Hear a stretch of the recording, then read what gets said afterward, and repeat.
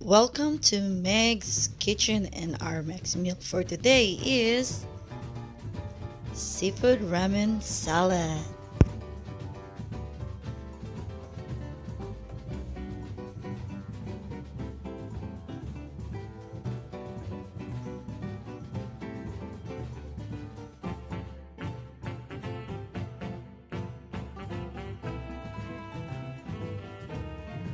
Guys, cucumber siya.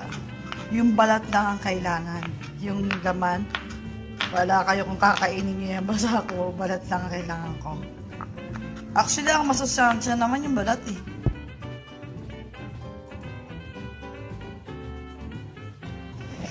Cook your egg noodles al dente.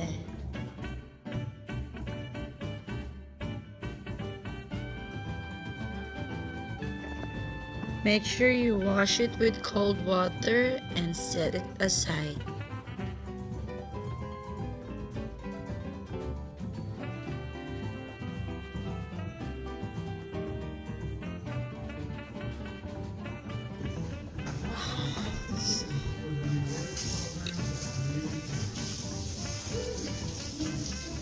Mga 2 tablespoon guys. O 3 tablespoon yan. Tapos, soy sauce. Konti lang soy sauce. 1 tablespoon lang. Tinatansya ko lang. Magaling ako sa tansyahan. Ayan. O, diba? Tapos, hahaluin nyo lang. Ayun na yun. Yun na siya. Parang kulang siya. So, hahaluin nyo lang siya. Tapos, ilalagay nyo na yung noodles. O, sige.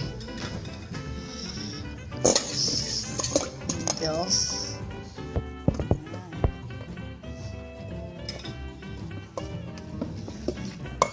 Yan. Ganyan lang siya. Yan na.